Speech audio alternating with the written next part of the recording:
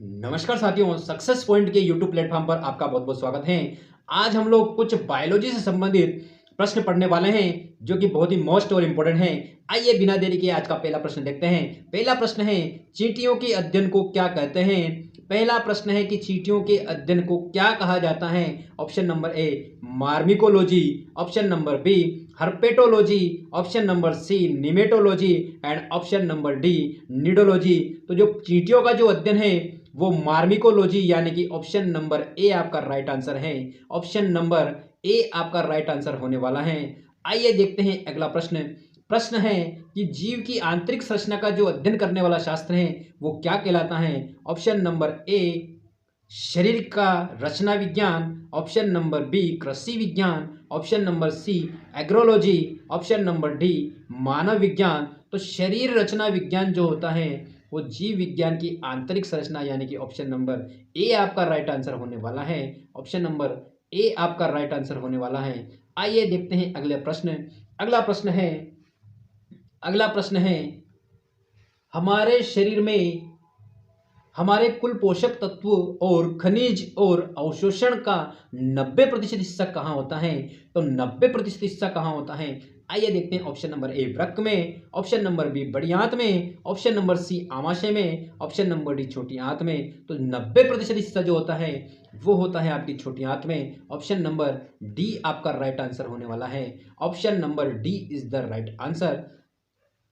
अगला प्रश्न है अगला प्रश्न है कौन सा अंग वसा को तोड़कर कोलेस्ट्रॉल बनाता है? ऑप्शन नंबर ए आंत को, ऑप्शन नंबर बी यकृत, ऑप्शन नंबर सी फेफड़ा, ऑप्शन नंबर डी वृक्क। तो जो जो अंग है वो कोलेस्ट्रॉल बनाता है तो यकृत यानी कि ऑप्शन नंबर बी आपका राइट आंसर होने वाला है। ऑप्शन नंबर बी यकृत आपका राइट आंसर होने वाला है। Option number B is the right answer. आगे बढ़ते हैं अगले प्रश्न की ओर और देखते हैं अगले प्रश्न को कि मानव मानव शरीर में कौन सी दूसरी सबसे बड़ी ग्रंथि होती है? मानव शरीर की सबसे बड़ी दूसरी ग्रंथि बताना है आपको। ऑप्शन नंबर ए पित्ताशय, ऑप्शन नंबर बी पीयूषिका ग्रंथि, ऑप्शन नंबर सी अग्नाशय एंड ऑप्शन नंबर डी यकृत। तो जो अग्नाशय होती है, अग्नाशय मानव शरीर की दूसरी सबसे बड़ी ग्रंथि है। अग्नाशय जो है मानव शरीर की दूसरी सबसे बड़ी ग्रंथि है। ऑप्शन नंबर सी आपका राइट आंसर होने वाला है। Option number C is the right answer. MP शिक्षक वर्ग 2 विज्ञान विषय के लिए अति महत्वपूर्ण प्रश्न है और एमपी शिक्षक वर्ग 2 विज्ञान एमसीक्यूज बहुत ही शानदार, एमपीटेड ग्रेड 2 प्रैक्टिस सेट, ये सारी चीज़ें हम लोग करवाने वाले हैं जो कि बहुत ही मोस्ट और इम्पोर्टेंट है। आइए देखते हैं अगला प्रश्न।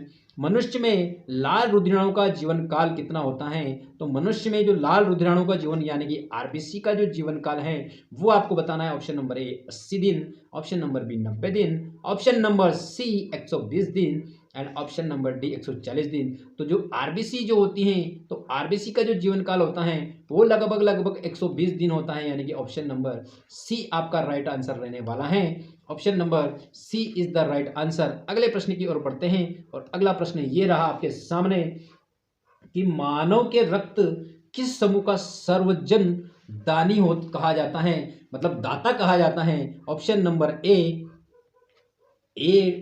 रक्त समूह, option number B A B, option number C O and option number D B. तो जो रक्त समूह ओ जो है, ब्लड ग्रुप ओ जो है वो सर्व डोनर होता है।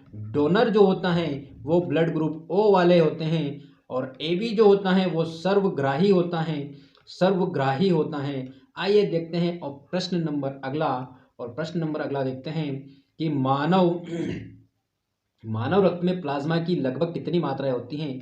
तो लगभग 55% से 60% के बीच प्लाज्मा होती है मानव रक्त में। 55 से 60% तक की प्लाज्मा होती है यानी कि ऑप्शन नंबर बी 55 से 60 आपका राइट आंसर होने वाला है। Option number B is the right answer. आगे बढ़ते हैं अगले प्रश्न की ओर और अगला प्रश्न देखते हैं। मानव रक्त का पीएच आपको बताना है कि मानव रक्त जो है का पीएच कितना होता है। मानव रक्त का जो पीएच है वो होता है 7.4 यानी कि ऑप्शन आपका सी दिखाई दे रहा है। 7.4 7.4 जो होता है मानव रक्त का पीएच होता है। मानव रक्त का जो पीएच होता है वो 7.4 होता है। आइए देखते हैं अगला प्रश्न। और अगला प्रश्न की ओर आगे बढ़ने से पहले फिर से मैं निवेदन करना चाहूँगा कि चैनल को सब्सक्राइब तो करना ही है और बेल आइकन को दबाना तो बिल्कुल भूलना ही नहीं। आइए देखते हैं ऑप्शन प्रश्न नंबर 10वां प्रश्न है, विटामिन शब्द का के जो जनक हैं वो कौन है?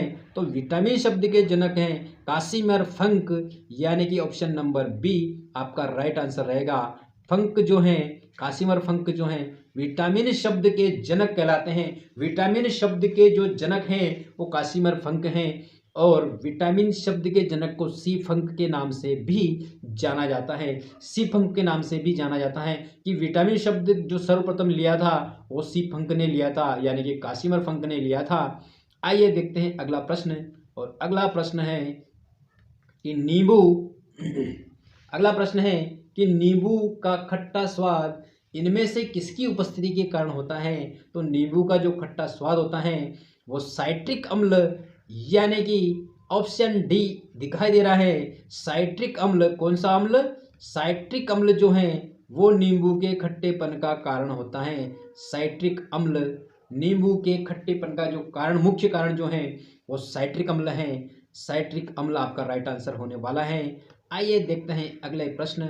अगला प्रश्न है कि निम्नलिखित में से किसकी कमी के कारण पेलेग्रा की बीमारी होती है? पेलेग्रा की बीमारी आपको बताना है कि किसके कारण होती है। ऑप्शन नंबर ए यानी कि विटामिन बी3, विटामिन बी3 के कारण पेलेग्रा की बीमारी होती है।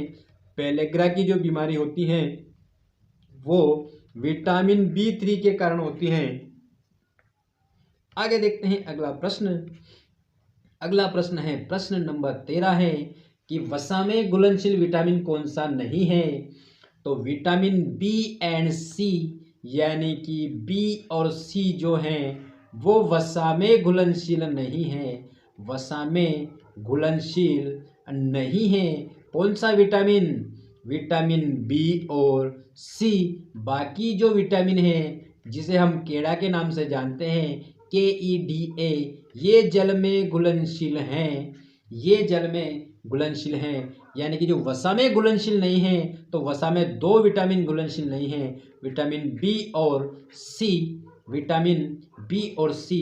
अगला प्रश्न है कि खाना बनाते समय निम्न में से कौन सा विटामिन अत्यधिक ताप के कारण आसानी से नष्ट हो जाता है? तो अत्यधिक ताप के कारण विटामिन सी नष्ट हो जाता है, जो कि ऑप्शन नंबर सी में ही दिया है। ऑप्शन नंबर सी में जो कि विटामिन सी जो है वो अत्यधिक ताप के कारण नष्ट हो जाता है। अत्यधिक ताप के कारण जो नष्ट होता है वो होता है विटामिन सी। आइए देखते हैं अगला प्रश्न। अगला प्रश्न है प्रश्न नंबर 15 है। प्रश्न नंबर 15 है, आलू निम्न में से किस प्रकार का एक प्रमुख स्रोत है? यानी कि आलू से क्या प्राप्त किया जा सकता है? तो आलू से कार्बोहाइड्रेट प्राप्त होता है, यानी कि ऑप्शन नंबर डी, आलू से कार्बोहाइड्रेट प्राप्त होता है।